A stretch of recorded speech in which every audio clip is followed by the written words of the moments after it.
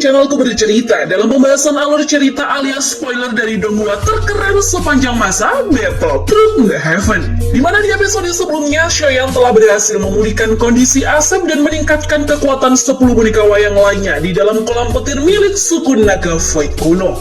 Dimana di tempat itu, Shoyan juga sempat bertemu bapak-bapak misterius yang entah datang dari mana. Namun pertemuan itu berlangsung singkat sebab Hiking datang untuk menjemput Shoyan.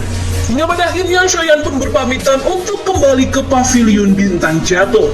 Lalu bagaimana kelanjutannya? Yuk langsung saja kita gaskan ke ceritanya.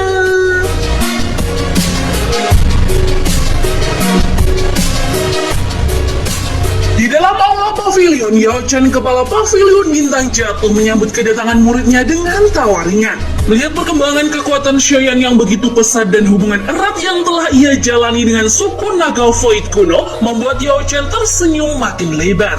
Namun tampak muridnya saja yang membawa kabar baik, Yao-chan ikut flexing bahwa ia pun punya informasi berharga.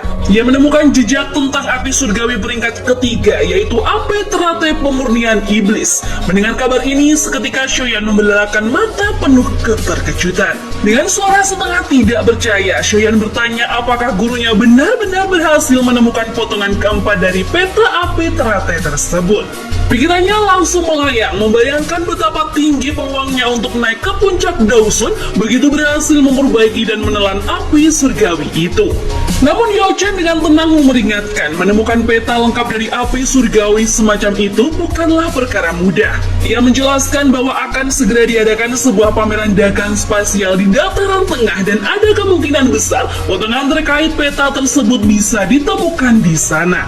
Mengingat betapa berharganya api surgawi, Yao-chan mengingatkan Shoyan untuk siap mengorbankan harga luar biasa mahal jika ingin mendapatkannya. Namun Shoyan yang sudah kadung membulatkan tekad, tidak peduli sedikit pun tentang bahaya atau resikonya. Baginya mendapatkan api teratai pemurnian iblis adalah misi yang harus diselesaikan apapun yang terjadi. Waktu menuju pameran dagang makin menipis, kurang dari sebulan lagi. Tapi kalau Shoyan sudah tak sabar ingin berburu api surgawi, sebenarnya dia bisa mulai lebih awal dengan menjelajahi faksi-faksi di dataran tengah yang kabarnya menyimpan koleksi api surgawi, seperti misalnya lembah api berkobar. Saat itu Feng Xian sempat bertanya apakah Shoyan tahu faksi mana yang punya simpanan api surgawi terbanyak di seluruh benua.